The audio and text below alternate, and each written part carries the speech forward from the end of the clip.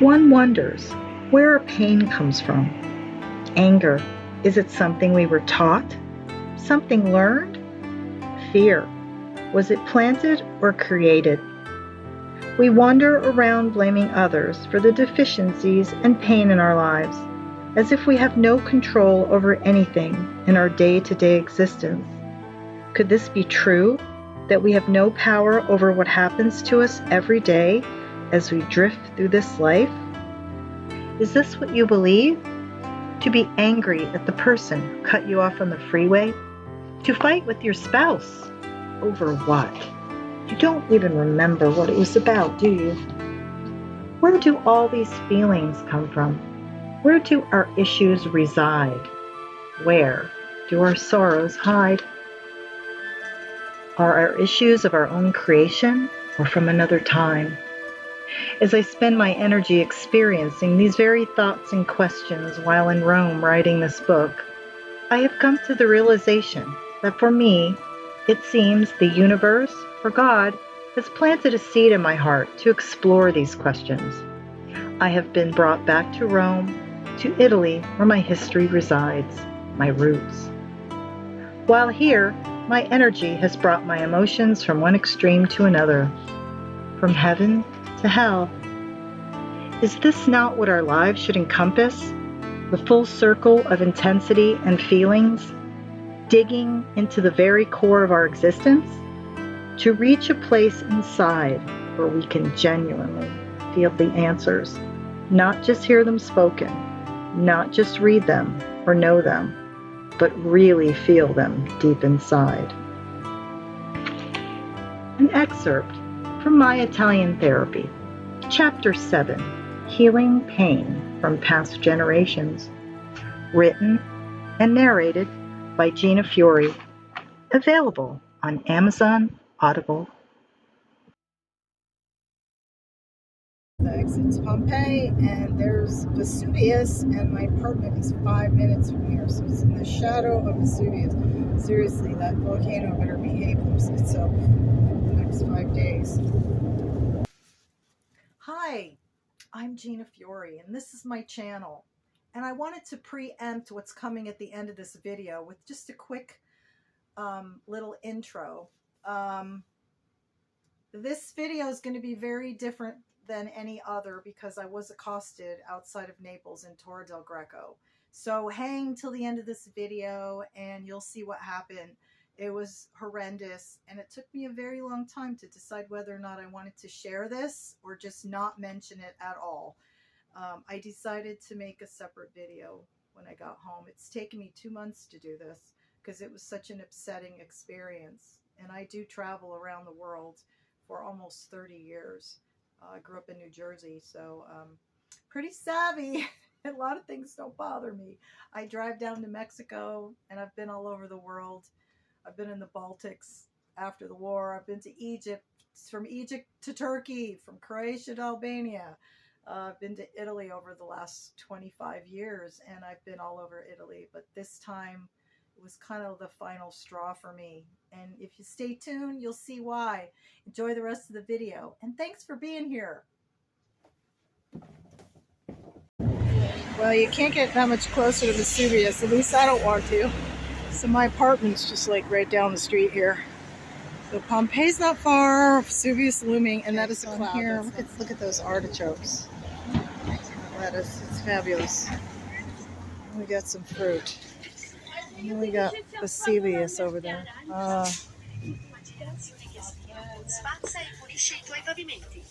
So, everything but bread in here. I got coffee. What else do I need? Beans? Nah. You know, because they're not in a can, that means I have to soak them. So this is pretty cool. I don't know what those are. There's some kind of weird fruit that I'm not aware of. Anyway, well, this is my afternoon juice. Okay, well, I can't stop looking at the view because that's the Amalfi Coast over there. So I'm chilling looking at the Amalfi Coast. The big expansive view instead of being all squished over there with everybody. And then we got the apartment for 5 days, which is just adorable. It's got fridge. I just put my groceries in there. Everything you need. There's a bed, a little desk, a place to hang my clothes. The view. Oh, I mean, really, come on. Okay, so what else can I say? And there's the bathroom. And it's clean. She did a good job. The shower, you know, the showers. And they all have these rain shower heads, which are just great. It's like I feel like no matter where I go, it's just clean and TV where you can adjust the language. And that view, that's all I care about is a view. Place to sleep and a view. And I'm good. So this is 5 days. You're not going to hear me complain, not for a second. It's €35 a night. I went and spent €30 on groceries for the week, and I ain't leaving. I mean, I might not even go to Pompeii. I think I want to wait for Coulter. I've always said that. Wait to go with Coulter. But anyway, so I'm gonna pour me some pomegranate juice. I need to go down to the parking area and drag up my box of groceries, but I'm not doing that right now. Chill. That drive from Matera, it was terrifying. It was terrifying. That's all I could say.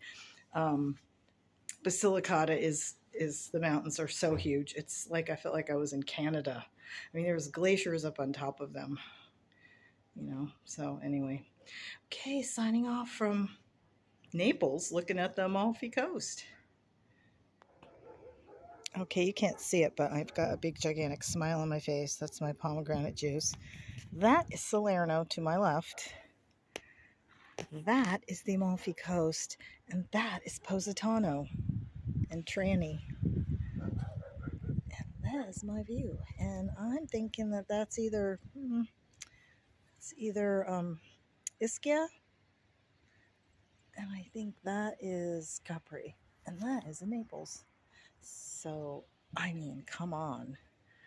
For 5 days, can you sit here? That's all I'm going to do.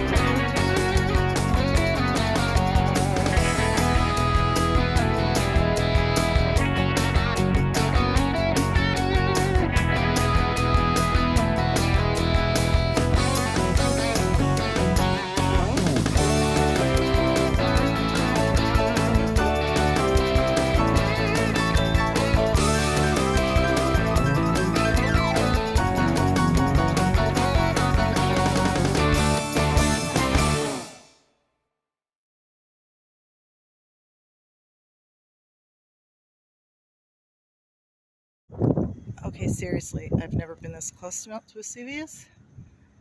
There's a estate up on the top thing. This is, or I just walked down that street to get groceries. This is the roof of the apartment. My apartment's right down there where she's cleaning. So this is the view. And that would be the Amalfi Coast. Oh my God, I think that's Positano.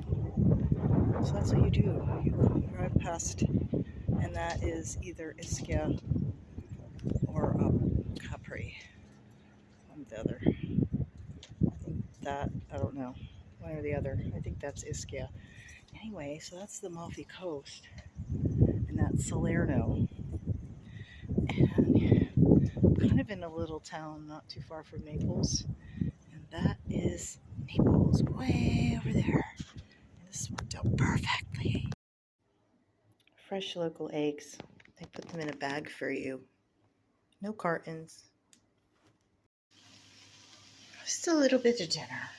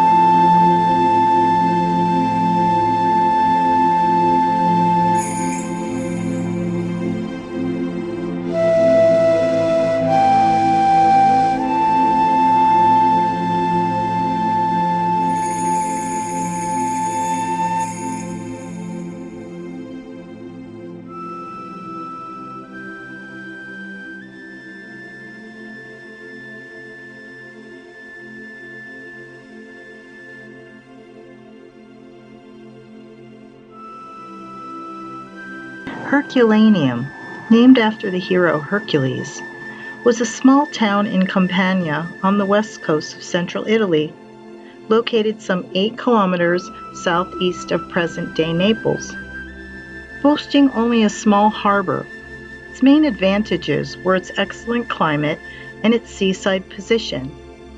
It grew into a holiday resort and luxurious retreat for the wealthy landowners who built and bought estates there. The largest villa, the so-called Villa of Papyri, is widely believed to have been owned by Julius Caesar's father-in-law. The origins of Herculaneum are unclear.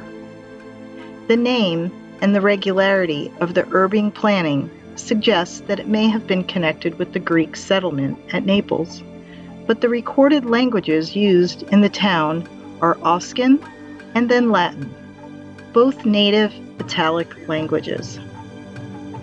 As elsewhere in southern Italy, an originally Greek foundation may have become italicized through conquest or assimilation.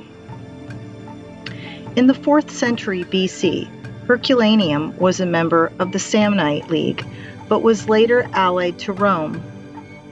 Although it sided with the Italian allies in the Social War of 91 to 87 BCE. In the autumn of 79 CE, Herculaneum was destroyed in a cataclysmic eruption of the active volcano on Mount Vesuvius, along with the neighboring towns of Pompeii. There is contemporary account of the eruption written by Pliny the Younger. At Herculaneum, however, the special conditions produced a unique outcome. The pyroclastic flow of volcanic gas hit the town at a temperature of 400 degrees, which, while instantly killing those who had not escaped, was the right temperature for carbonizing organic materials. The town was then sealed tight under a flow of mud some 25 meters deep.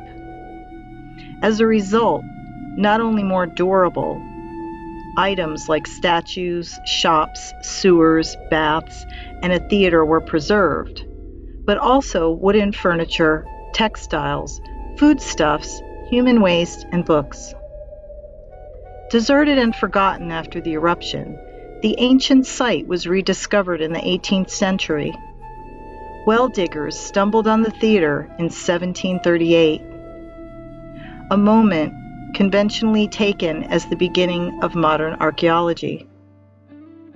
The Villa of Papyri was excavated by Carl Weber between 1750 and 1765 under instructions from Naples.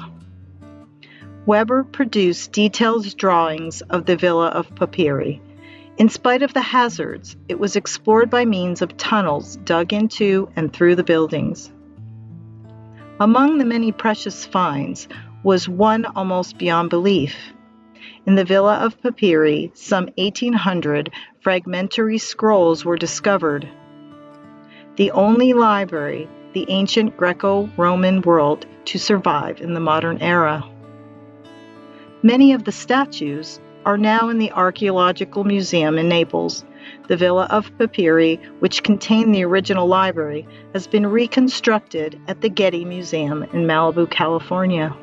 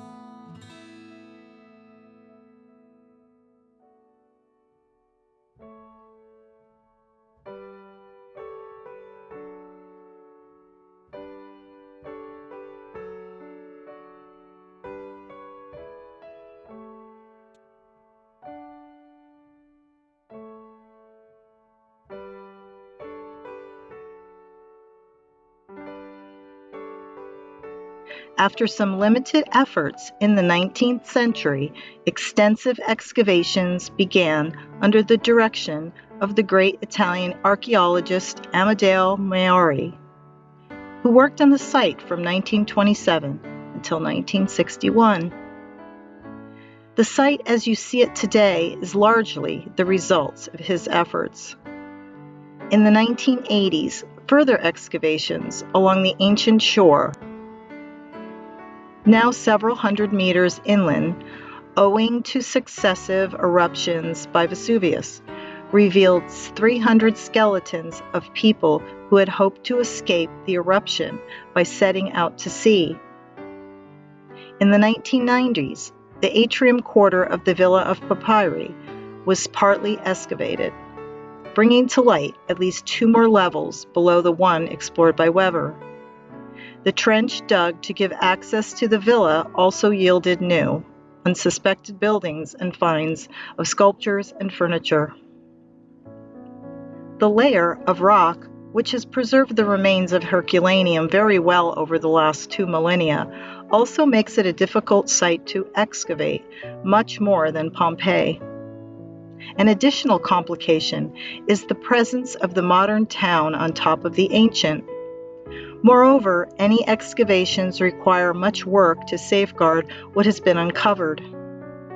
Herculaneum is therefore one of the most challenging, exciting projects for classical archaeology.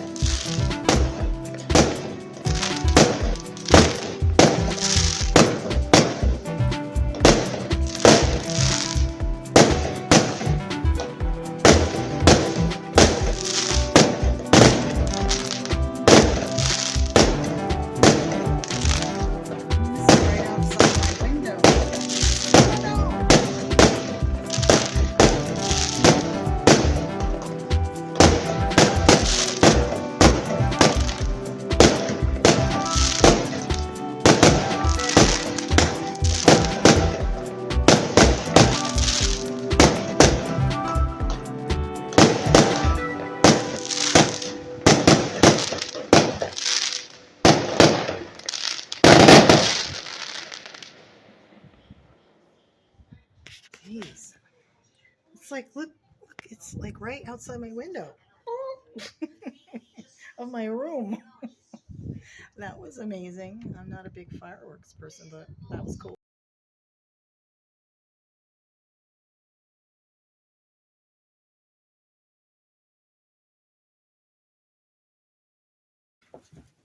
Hi, and welcome to my channel.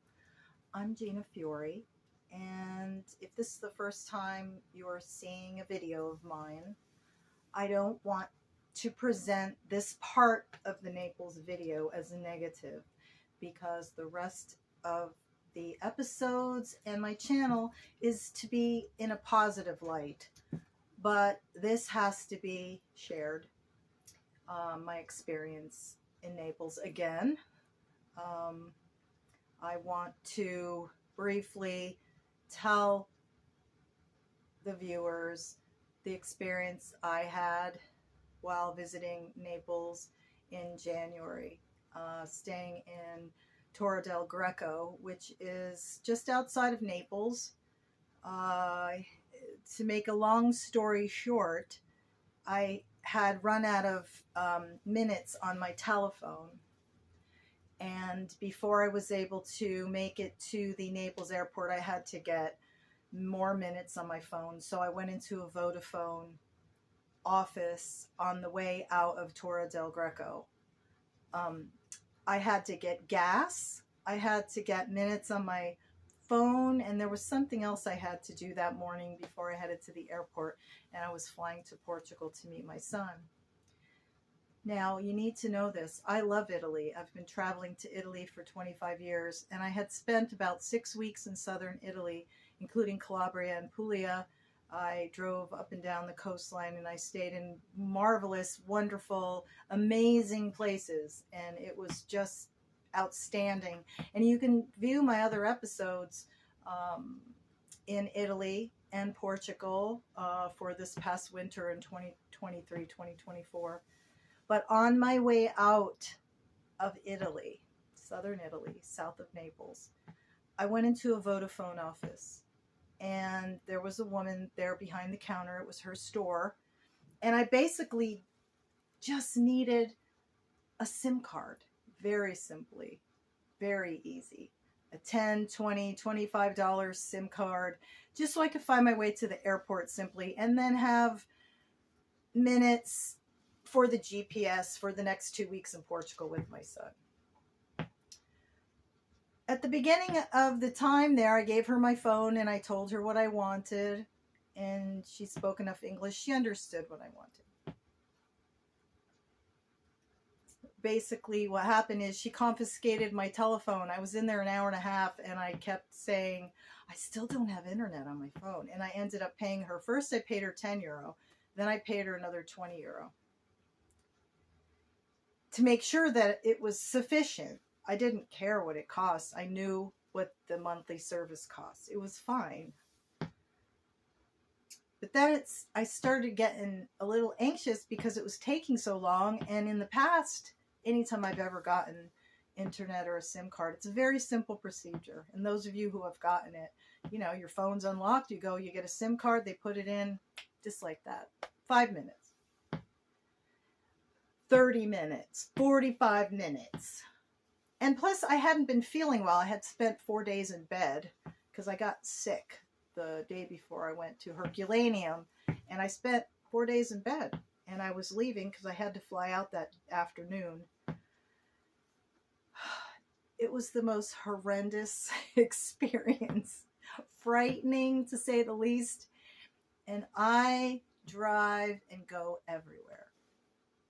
I've driven to Mexico many, many times on my own, in my truck, from US to the middle of Mexico, to the coast of Mexico, you know, to Zihuatanejo, Mexico, to Zacatecas, Mexico. I've been to Egypt. I've been to Turkey. I've been to Greece. I've been to Albania and Montenegro and Croatia right after the war. I've been to many, many places.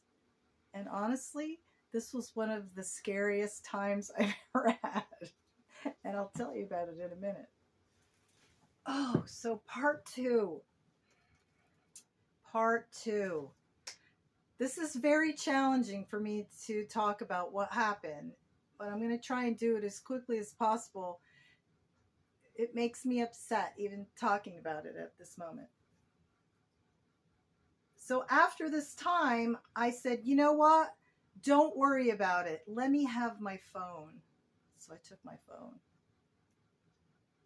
And she said, you can't leave. You need to pay me another 30 euro. I'm like, for what? I still don't have any internet. And you know, there's like broken English going on. I'm upset. I'm kind of getting worn out, and I hadn't even gone to the airport yet. So I tried to leave. And she tried grabbing the phone from me. And I said, I have to go now. I said, you've had my phone long enough. She was actually even on the telephone, and I thought maybe she was hacking into my phone or something. I started getting concerned. And so I just wanted to get out of there and just get away. I didn't even care if I had cell service anymore. So I went to go outside, and she's yelling at me that I owe her money. And I had the 2 receipts. And when we were outside and she was yelling at me, people started coming out from their businesses and from the houses. Because, you know, in Italy, you've got that, you know, narrow road with very tall buildings, and people live upstairs, and there's other businesses right next door. And, you know, there's people everywhere. The gas station was across the street. So I'm trying to make a long story short, and I will. I tried to get in my car, and this man came out from a building, and he's screaming at me. We're Italians. We pay our bills, not like Americans. And he jumped into the passenger side of my car. He did this twice. I mean, it scared me because he would get right in my face, and he's screaming at me. And I'm showing him the receipts, and I'm hiding my phone. And then she jumped in my car and tried to grab my keys. So I'm fending off these people who are like attacking me, demanding money that I didn't owe them, because, you know, you can get a SIM card for 10 euro a month, 15, 20 euro a month. Even my phone was full, so it cut me off somewhere halfway between what I was explaining and the finish to this. So what I was saying is you can get a SIM card very simply for 10 to 25 euro. And it only takes a few minutes. So after an hour and a half, after all this happened, I said, call the police, call the carabinieri, call the polizia.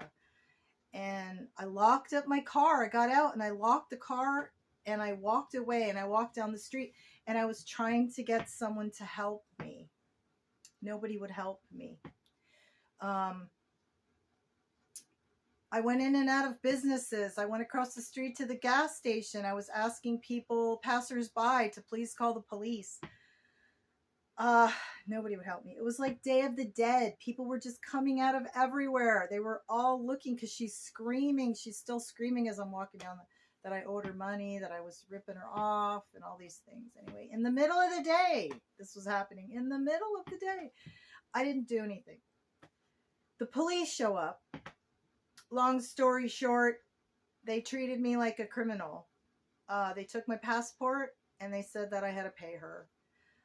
The total time that this happened was about 3 hours from the time that I went into her Vodaphone store.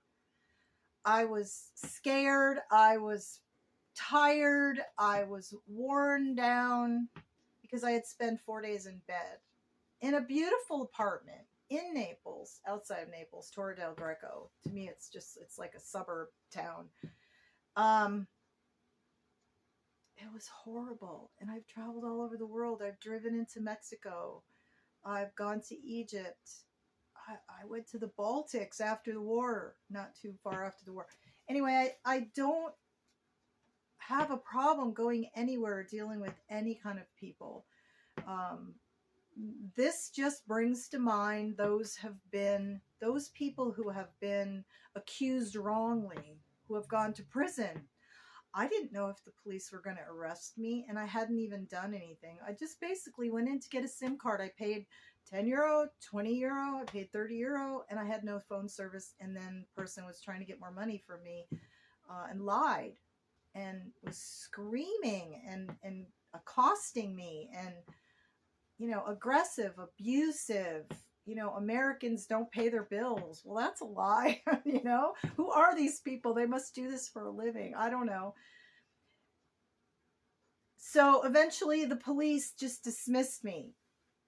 The female police officer treated me like I was a criminal, you know, and when it was time for me to go, when they told me that I had to pay her and I said no, and I just stood there and you know, they call you lady. That's like a thing, lady. You just need to, I'm talking with her. I'm like, why are you talking to her? She's the one who's trying to get money from me and I've already paid. And I showed them the receipts. Eventually, you know, she's like, just go. And like, she dismissed me just like this with her hand. And I'm like, wow. So I said, I can go now. So they gave me back my passport. I get in the car and they're like, wait. And I'm like, oh dear God, now what? So anyway, I ended up leaving. Long story short, please be careful where you go. In the middle of the day, it doesn't even matter. It didn't tarnish my southern Italy experience, but I have had another experience like this outside of Naples in 2011. I won't ever go back to Naples. There's no reason to. It's not a place you bebop around. Being a woman, that matters. Not speaking the language, not being from there matters. This is really important. I was not on vacation. I was basically trying to decide where to move. Do I move to southern Italy? Do I move to Italy? I love Italy. I've lived in Italy. I've lived outside of Rome. I spent 3 months in Rome, outside the city walls. I never had any problems there. I walked into town. I took the train.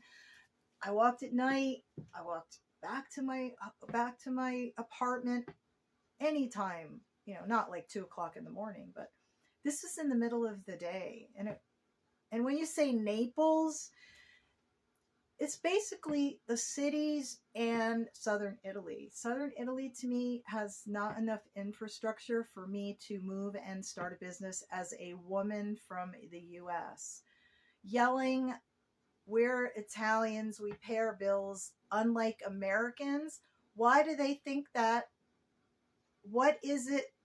What type of experience have they had with Americans that would even come out of that man's mouth? So I don't know. All I know is I had to share this experience. I don't want it to taint any of my other episodes. I don't bring any negativity into any of my episodes. My travel, my life, my renovations, my life is very positive, and I bring forth that in my videos. But this was different. I waited a really long time to share this experience, and I debated whether I wanted to say anything or not. I felt I had to. So please check out my other videos and episodes and join me on some wonderful travels through Italy and Portugal and my renovations on my projects. I have some really great projects coming up and some amazing travel. So join me, and I won't let this end in a negative light. Go check out my other videos. You know that this is not what I do. I don't sit around and complain. It was just really scary. And for a person that travels internationally, it was really bad. Yeah, so it kind of gave me a different perspective. It kind of made my decision that I do not want to move to southern Italy. I don't want to move to Italy at all. Do I want to buy a place near the beach in southern Italy? Maybe. Do I want to rent it out and deal with the bureaucracy of running into more people like this? No. So what I'm doing is I decided to move to Portugal. So it's funny how some experience will change your perspective. That's what I was there for. I spent 2 months in Europe, southern Italy, Portugal. I went all over Calabria and Puglia. It was fabulous. It was amazing. But to live there and open a business, no. As a single woman, maybe if I was married and my husband maybe was Italian or something, or spoke fluent Italian, because I do not, and that was part of the problem. The culture, the language, the comfort zone of knowing the people in the different areas, because each area in Italy is very, very different. certain parts of Naples is very different. But anyway, Torre del Grecco is not Naples proper, but it is right outside of Naples. Look on the map, and it is very, very Italian. I know it's a silly thing to say, but it's not a tourist area is what I mean by that. But anyway, well, thank you for listening, and please join me on my other episodes. They're really fun. I always have fun. My days are positive. I'm a positive person. I'm a respectful person. I'm a worldly person. I'm an educated person about traveling, and I was really sensitive. I'm really sensitive to when I'm in another culture. I'm not a demanding person. I don't try and let someone see it my way. I was trying to be very patient with her, and an hour and a half later for a SIM card, that's when I started getting upset. So that was a long time. I don't think most people would have tolerated what was happening in her office there in her little store that long. So I had the patience that day. Plus I was really tired. But anyway, okay, enough of that. Let's go on to happy things. Thanks for being here, and happy travels.